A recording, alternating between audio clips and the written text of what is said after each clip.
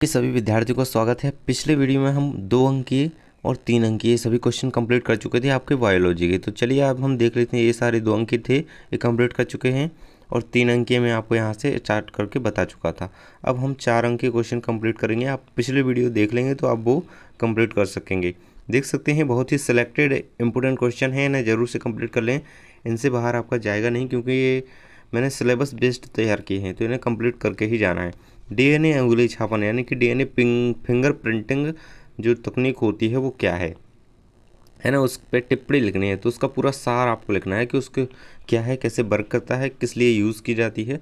तो समझेंगे कि यह तकनीक जो डीएनए फिंगर प्रिंटिंग तकनीक है वह तकनीक है जो व्यक्तियों में डीएनए स्तर पर पाई जाने वाली विभिन्नताओं की पहचान करने के लिए करने की एक तकनीक है। जो अपन होते हैं, हम आप है ना, व्यक्ति हैं, तो उनमें डीएनए स्तर की जो पाई जाने वाली अनुवांशिक विभिन्नताएं पाई जाती हैं, तो उनकी पहचान करने की एक तकनीक है डीएनए फिंगर प्रिंटिंग। इसमें किन्हीं 2 व्यक्तियों के डीएनए अनुक्रम की तुलना करने का एक त्वरित, सरल, प्रमाणिक व विश्वसनीय उपाय है ना। किन्हीं 2 व्यक्तियों के डीएनए के जो अनुक्रम होते हैं ना, उनकी तुलना इससे की जाती है ना।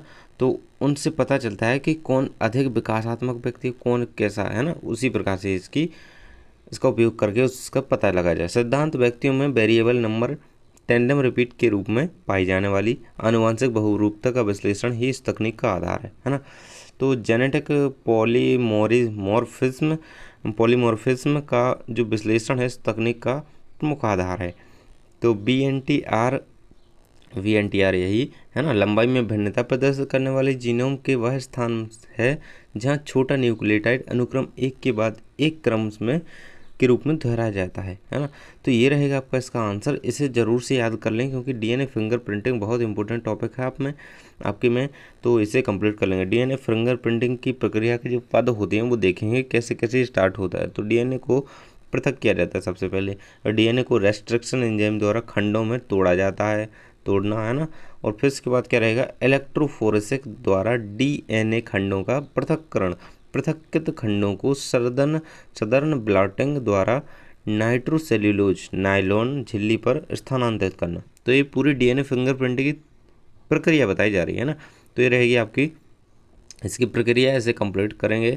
वाटसन एवं क्रिक का द्विकुंडलित मॉडल नामांकित चित्र सहित समझाइए। तो आपको इसके थ्योरी आनी चाहिए, डायग्राम आनी चाहिए। कैसे, देखिए नीचे दिखाया हुआ है। वाटसन एवं क्रिक ने डीएनए अणुकारी का कार्यकारी मॉडल प्रदान किया। तो डीएनए की द्विकुंडलित संरचना का में निम्नलिखित लक्षण दिखाई देते हैं। तो उनके अनुसार यहाँ पे क्या उन्होंने कहा, डीएनए अणु 2 अवयवों को यानी कि 2 श्रृंखला को बना होता है। अवयवों का आपको इतना पढ़ने की जरूरत नहीं। डीएनए अणु जो होता है 2 श्रृंखला का बना होता है, जो एक अक्ष के चारों ओर सर्पिलाकार क्रम में कुंडलित होते हैं। सर्पिलाकार देखिए ऐसे है ना, ऐसे है ना, ऐसे पाए जाते हैं डीएनए, ये वाले है ना। तो ये सर्पिलाकार रूप में यहाँ पे कुंडलित होते हैं। ये रहा आपका है ना। दोनों श्रृंखलाएं विपरीत दिशा में कुंडलित होती हैं। विपरीत तो हैं, दोनों अपोजिट चल रही हैं एक दूसरे की, तभी तो वो सब सर्पिलाकार बना पा रहे हैं। प्रत्येक वलय में अनेक न्यूक्लियोटाइड्स श्रृंखलाबद्ध होते हैं। जो न्यूक्लियोटाइड होते हैं ना, ये वलय बने हुए हैं ऐसे। तो इनमें न्यूक्लियोटाइड होते हैं ना, ये संकलित होते हैं। देखिए यहाँ पे डायग्राम आपको दिया गया है, इसे कंप्लीट कर लेंगे। ये डीएनए की संरचना का वाटसन एवं क्रिक का मॉडल है, तो इसे कंप्लीट कर लेंगे। बहुत ही मोस्ट इंपोर्टेंट क्वेश्चन बता रहा हूँ मैं सभी। अगला क्वेश्चन है आपका डीएनए और 4 आरएनए में अंतर। इनका पूरा नाम तो बता ही दिया था 2 अंक के क्वेश्चन में कि डीएनए और आरएनए का पूरा नाम याद रखेंगे, डीऑक्सी न्यूक्लिक एसिड और राइबो न्यूक्लिक एसिड है। तो ये रहेगा आपका पूरा आंसर। यहाँ पे देख सकते हैं इसका पहले तो यही बन जाता है कि इसका पूरा नाम डीऑक्सी राइबो न्यूक्लिक एसिड है, इसका राइबो न्यूक्लिक एसिड है ना। इसमें राइबो शर्करा पाई जाती है, इसमें डीऑक्सी राइबो शर्करा पाई जाती है। सरल मैं आपको ऐसे बता देता हूँ सामने से। डीएनए एक प्रकार का होता है, mRNA क्या 3 प्रकार के होते हैं, mRNA, tRNA, rRNA। तो ये याद रखेंगे। तो आपको पूरा अंतर यहाँ पे दिया गया है, ये याद कर लेंगे तो बहुत इंपॉर्टेंट तौर पे साबित होगा और आपकी परीक्षा में पूछा जाएगा। इसके बाद है आपका डार्विनवाद क्या है। विकास आपका चैप्टर आना है 6 नंबर का, उसका क्वेश्चन है डार्विनवाद क्या है, विस्तृत समझाइए। तो डार्विन ने बताया कि अनुकूल और लाभदायक विभिन्नताओं के कारण ही जीव अपने आप को वातावरण के अनुकूल सफलतापूर्वक ढालने के योग्य होता है, और यही विभिन्नताएं एक पीढ़ी से दूसरी पीढ़ी में स्थानांतरित होती रहती है ना। तो जीव क्या होता है, अनुकूल आपके वातावरण में जो परिस्थितियाँ चल रही हैं उनके अकॉर्डिंग जो होता है जीव अपने आप को ढालने के योग्य होता है ना।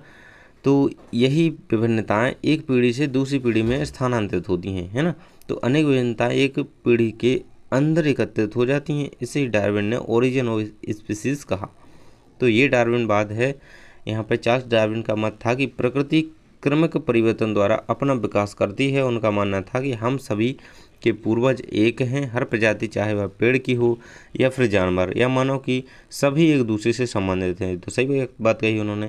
साल 1858 में डार्विन ने थ्योरी ऑफ इवोल्यूशन को दुनिया के सामने रखा। चार्ल्स डार्विन जैव उद्विकास एवं प्राकृतिक चयन से संबंधित चार्ल्स डार्विन के विचारों को डार्विनवाद कहा जाता है।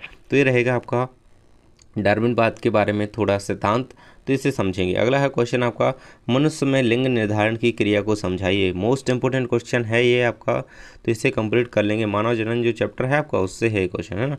तो मनुष्य की कोशिका में 23 जोड़ी या 46 गुणसूत्र पाए जाते हैं ना।